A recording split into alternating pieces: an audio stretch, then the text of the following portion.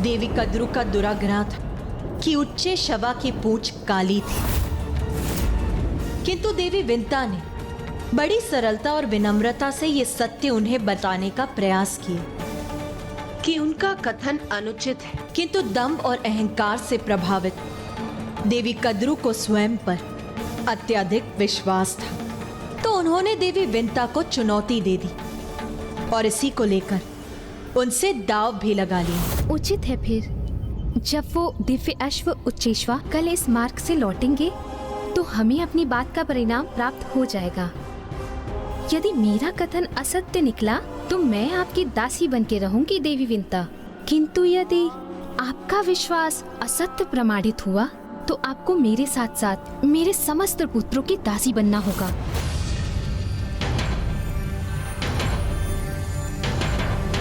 अरे क्या हुआ, इतना ही विश्वास है अपने ऊपर?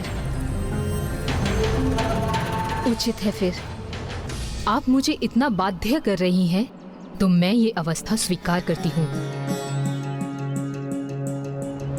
वो दोनों ये भूल गए थे कि इतनी महत्वहीन बातों पर दाव लगाना संकट को आमंत्रण देने के समान है। देवी विंता को अपनी दृष्टि पर पूर्ण विश्वास था, इसीलिए वो देवी कद्रू के साथ किसी भी अवस्था को निश्चित कर दाव नहीं लगाना चाहती थी, किंतु देवी कद्रू अपने अहंकार के कारण अपनी भूल स्वीकार नहीं करना चाहती थी।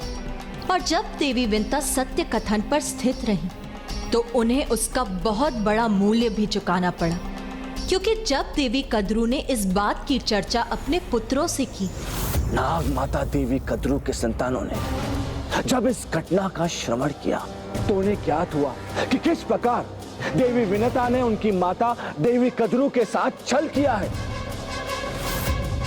और उन्हें एक ऐसे अनुचित अवस्था पर दाव रखने के लिए विवश कर लिया जिसका परिणाम अनंत काल के लिए उनके अपमान का कारण बन सकता था। तो वो देवी विनता के कपट का विचार कर चकित ही रह गए।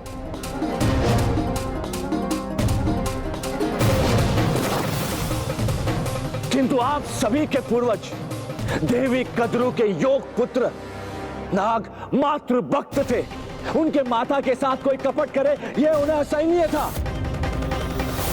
वो ये कभी नहीं देख सकते थे कि उनकी माता देवी विनता की दासी बनने पर विवश हो जाए। इसीलिए अपने माता के प्रति निष्ठावान पुत्रों ने उनकी रक्षा करने का प्रण लिया और एक योजना निर्माण की।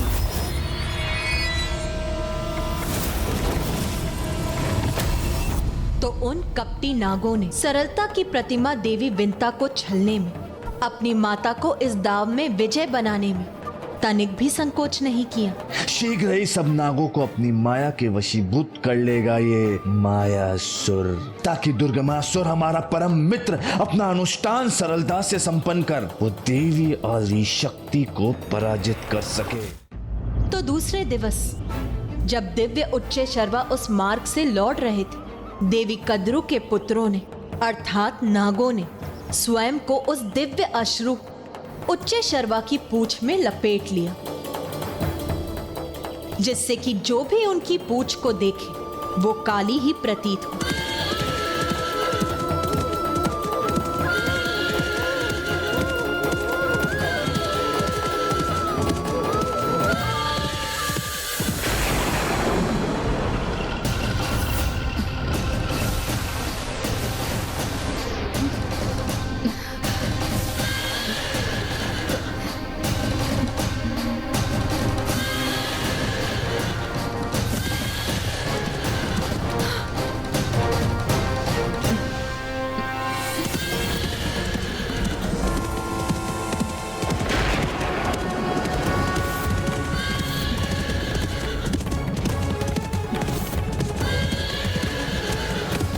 अरे, इन श्वेत दिव्य अश्व की पूंछ एक ही दिवस के अंतराल में काली कैसे हो गई?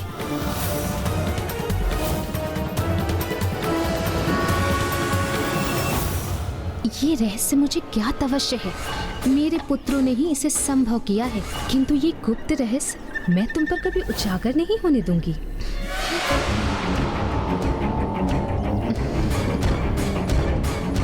अपनी माता को प्रसन्न करने हेतु नागों ने निसंकोच अपने माता के आदेश का पालन किया, जिसके परिणाम स्वरूप निर्दोष देवी विंता देवी कद्रू और उनकी संतानों की सेविका बनने के लिए विवश हो गई और ऐसा अनेक वर्षों तक स्थिर रहा।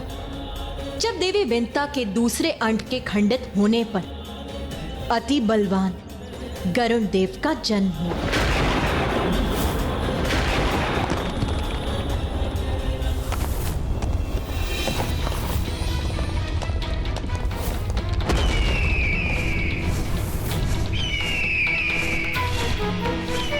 जन्म पाते ही स्वाभाविक रूप से गरुण देव अपनी माता को ढूंढने के लिए गए, किंतु उन्होंने जो देखा उसके कष्ट से वो स्तब्ध रह गए। मुझे भोजन नहीं, मैंने नहीं पकड़ा था। अरे इन दोनों से पूर्व मेरा भोजन करो, शीघ्र करो, बहुत भूख लगी है, हमें शीघ्र भोजन दो। नहीं शीघ्र भोजन दो, मैंने बताया था पहले, मुझे भूख लगी है। माँ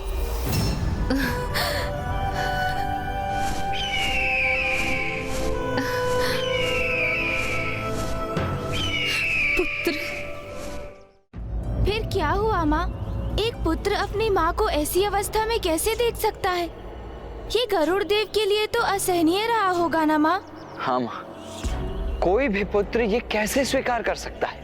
हाँ पुत्र, गरुण देव भी नागों के इस व्यवहार से अत्यंत क्रोधित थे। इसीलिए वो उसी क्षण अपनी माता को नागों की दास्ता से मुक्त कराने हेतु तत्पर होकर नाग माता देवी कद्रू के समक्ष प्रस्तुत हो गए।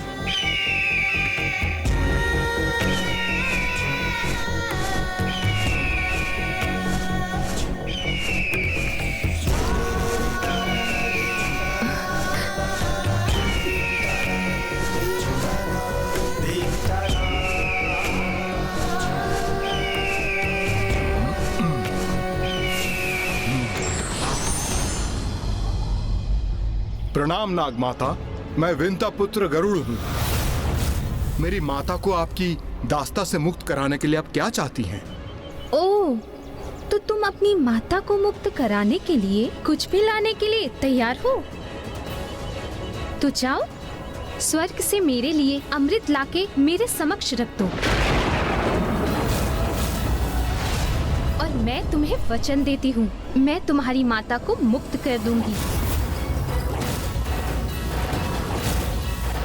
फिर क्या हुआ माँ? आगे बताइए ना।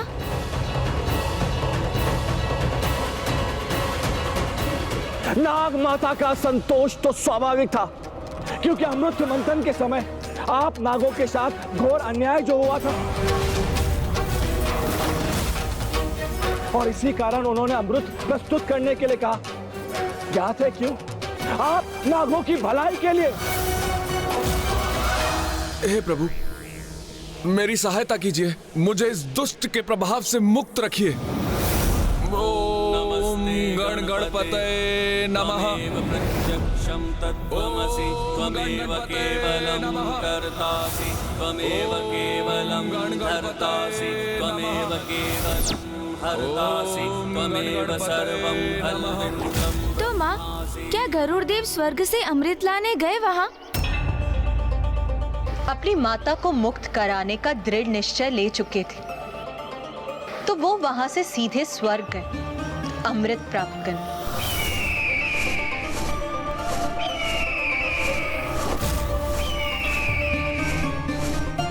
तो उन्हें सभी देवताओं ने रोकने का प्रयास किया और सर्वप्रथम अग्निदेव आगे बढ़े और अग्नि अस्त्रों की वर्षा की उन पर। फिर वरुण देव ने जलास्त्रों का प्रयोग किया।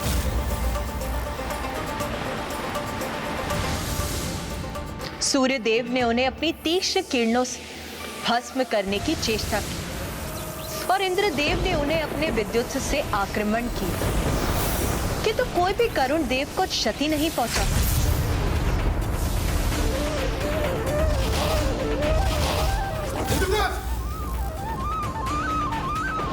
देवगण, मैं यहाँ आपसे युद्ध करने नहीं आया, मैं तो अमृत प्राप्त करने आया हूँ। और स्वयं अपने लिए नहीं, अपितु अपनी माता को दासता से मुक्त कराने के लिए। इसलिए मेरे मार्ग में बाधा मत बनिए, क्योंकि जो भी माँ की सेवा में बाधा उत्पन्न करेगा उसे उसका भयंकर परिणाम का सामना करना होगा।